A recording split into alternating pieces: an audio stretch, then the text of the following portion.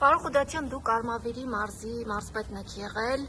Արմավիրից եք, ինչպես եք վերաբերում նրան, որ Նիկոլ Փաշինյանը եւ նրա կինը սկսել են քննել, զննել, ուսումնասիրել հոգեվորականների անձնական կյանքը եւ անկողինը։ Վարչապետը արդեն մեկնաբանել է, ես ավելացնելու բան չունեմ։ Ընդունելի է ձեզ համար այդ մեկնաբանությունները, այսինքն կարելի է մտնել մարդու անձնական կյանք այդ աստիճանի։ Կուսակրոնության հարցը հոգևոր հարց է եւ դա անձնականի հետ պիտի ասեմ մի կապեք։ Ինչ տեղեկություններ է ստացել իշխանությունը հոգևորականների վերաբերյալ, այդ թվում եւ սեռական բնույթի։ Ես այդպեսի բաներին չեմ տեղեկացել։ Նիկոլ Փաշինյանն էր գրառում արել հա սրբազաններից մեկի եւ նրա քերատոնոջ հնարավոր կենակցման։ Ես ինֆորմացիա չեմ տեղեկացել։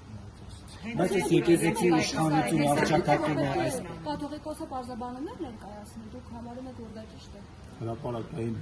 հարց է հնչել եկեղեցական գլխավոր կարգերից եւ պայմաններից մեկի մասով եւ կարծում եմ պիտի հրապարակային Հրապարակային ղեկավարը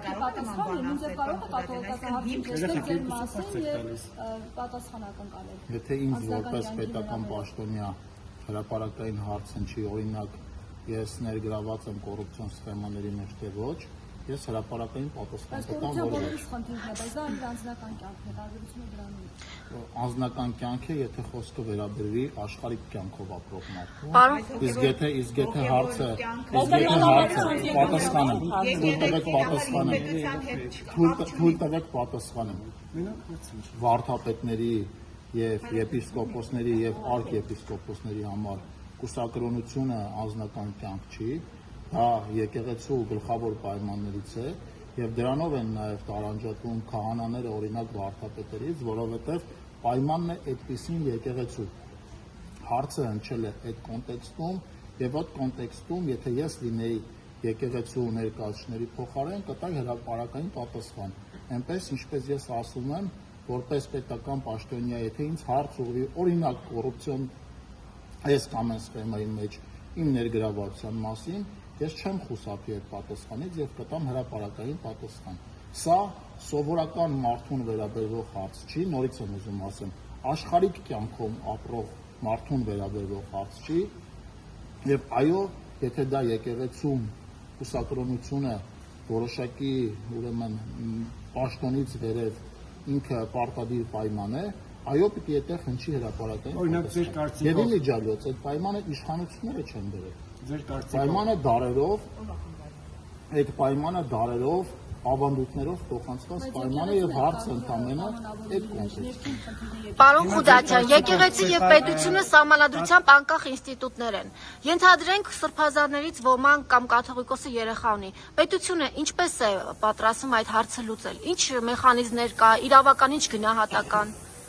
Ես նորից եմ ասում, հարցը տարածքային կառավարման եւ ենթակառուցվածքների նախարարության տիրույթում չէ։ Բայց դուք քաղաքական պաշտոն եք զբաղեցնում եւ պատասխանատվություն։ Այնքան ինչքան հրապարակային քննարկումներն են դիմում, եւ ես ձեր հարցին պատասխանում եմ որպես հայ քրիստոնյա մարդ, ով հավատում է Աստծուն։ Ընդամենը իմ մեկնաբանությունը հետեւյալով է, որ այո, եթե որոշակի պաշտոններից բարձր եկեղեցում կուսակրոնությունը պարտադիր պայման է, դա չի առնչվում միայն եկեղեցուն, դա առնչվում է նաեւ այն հավատավոր մարդկանց, ովքեր հավատում են Աստծուն եւ հայ առաքելական եկեղեցու հետևորդներ։ Խուդատյան, ձեր կարծիքով կաթողիկոսի հնարավոր զավակ ունենալու հանգամանքն է ավելի շատ վնաս հասցրել հայոց պետականությանը, թե օրինակ քաղաքացիական պայմանագիր իր իշխանությամբ։ Մենք ամեն ինչ անում ենք հայոց պետականությունը ամրացնելու եւ ես չեմ կարծում։ Ձեր իշխանության օրոք հանձնվեց Արցախը, ունեցանք պատերազմ, հազարավոր զոհեր եւ այլն։ Օկուպացված են Հայաստանի Հանրապետության պետական Այսինքն այդ հանգամանքն է շատ ավելի խնդիր, թե գաղափարի հնարավոր զավակ ունենալը։ Եթե դուք այդտեղ հիմնավորեք, որ ձեր թվարկած process-ները չեն լինի, եթե քաղաքացիական պայմանագիրը չլիներ իշխանություն, դա այլ հարց է։ Եվ վարչապետը այդտեղ էլ մեկնաբանություն արել է, որ ոչ թե պատերազմն է եղել մեր ժամանակ, մեր իշխանության ժամանակ, այլ մենք ենք եղել պատերազմի ժամանակ իշխանություն։ Բառախաղ չի, դուք կբացառեք, որ այլ իշխանության պարագայում պատերազմը իր աղետալի հետևանքներով հնարավոր բանակցությունների արդյունքում այլ երկրներ հարգելի գործընկերներ, մենք Հայաստանում կառավարող մեծամասնություն ենք դարձել ժողովրդի քրեով Այս հարցերից հետո ես պիտի առաջարկեմ ձեզ ուրեմն առաջարկով հանդես գալ, այսինքն ինչ է առաջարկում, օրինակ առաջարկում որ քաղաքացիական պայմանագիրը չմասնակցել ընտրությունների, չհաղթել ընտրությունը, ժողովրդին ինչ է առաջարկում, առաջարկում է չընտրել քաղաքացիական պայմանագիր։ բոլոր այն կետերը, որոնք Կամզամոզը իմանաք վեհապարը զավակունի թե չունի։ Ինձ որպես հայ քրիստոնյա մարդ, ով հավատում է Աստծո եւ հայ առաքելական եկեղեցու հետևորդ է, այդ հարցը հետաքրքիր է ոչ միայն վեհապարի մասով, այլև բոլոր այն կուսակրոն ուրեմն հոգևորականների, որոնք պիտի լինեն Մշտապես է անկախ այս հարցը բազմաթիվ անգամներ շրջանառվել է եւ հիմա կարծես թե ավելի ինտենսիվ է շրջանառվում նաեւ լրատվականների այսպես Իսկ տեղյակ եք ով է Արգիշտի Քյարամյանի հայրը։ Ես այդպեսի տեղեկություններ չունեմ։ Դուք հոգևորականներին եք թիրախավորում, բայց ըստ էության Ես ոչ մեկի չեմ թիրախավորում։ նկատում իշխանությունը։ Իշխանությունն է հոգևորականներին չի։ Սրբազանների մասին Նիկոլ Փաշինյանի գրառումները չեք տեսնում ամենադեպ։ Հնարավոր է նաև առաջիկայում ինչ-որ փոփոխություններ եք ուզում անեք եւ հող եք նախապատրաստում։ Սահմանադրության փոփոխություններ եք ուզում անեք եւ հող եք նախապատրաստում մնան հայտարարությունները։ Իշխանությունը եկեղեցին չի թիրախավորում, իշխանությունը սրբազաններին չի թիրախավորում, հայ առաքելական եկեղեցում կան բազմաթիվ կուսակրոն, պարկեշ սրբազաններ, կան բազմաթիվ քահանաներ, որոնք ի պաշտոնե կարող են լինել ոչ կուսակրոն, եւ մենք հարգում ենք այդ մարդկանց եւ ուզում եմ հատուկ շեշտել, որ խոսքը չի վերաբերվում բոլոր հոգևորականներին, առավել եւս խոսքը չի վերաբերվում հայ առաքելական եկեղեցուն։ Իսկ ո՞ր մի Եվ այն կապը, եւ